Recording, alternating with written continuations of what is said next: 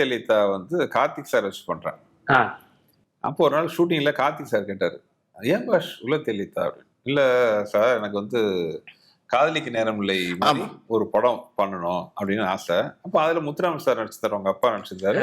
So அதுல இருந்து ஒரு சாங்கே எடுத்து வச்சுட்டு, உள்ளத்தை அள்ளி கொஞ்சம் தா தா தான் வார்த்தை வரும். ஒன்னு கார்த்திக் சார் சிரிச்சுட்டு, இல்ல பாஷ் தப்பு, அது நெஞ்சத்தை அள்ளி கொஞ்சம் தா தா அப்படின்னு.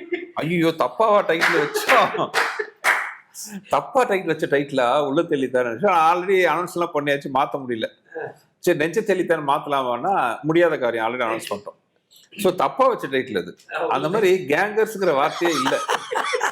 வடிவேல் சொன்னோன்னே எனக்கு வந்து சொல்லிட்டு போயிட்டு நல்ல உதாரணம். யோசிக்கிறேன், ஏன்னா கேங்கர்ஸ் ஆனா நல்லா இருக்கு வார்த்தை. கேங்ஸ்டர்ஸ் இருக்கிற அளவுக்கு எங்க கூட்டம் ஒர்த்து இல்ல. ஓகே. ஆனா கேங்கர்ஸ் ஒரு புது வார்த்தை. உடனே எல்லாம் வெங்கட்லாம் கூப்பிட்டு எல்லாம் நின்று உட்காந்து பேசுறது, இந்த மாதிரி சொல்ற கேங்கர்னு ஒருத்தர் நல்லா கேட்சியா இருக்கு. ஆமா சார், நல்லா இருக்கு நல்லா இருக்குன்னு அதே இஷ்டம். இப்ப எனக்கு என்ன செட்டில்மெண்ட்னா, தப்பா வச்ச ஒரு டைட்டில் உள்ள தெளித்தா சக்க போட்டுச்சு.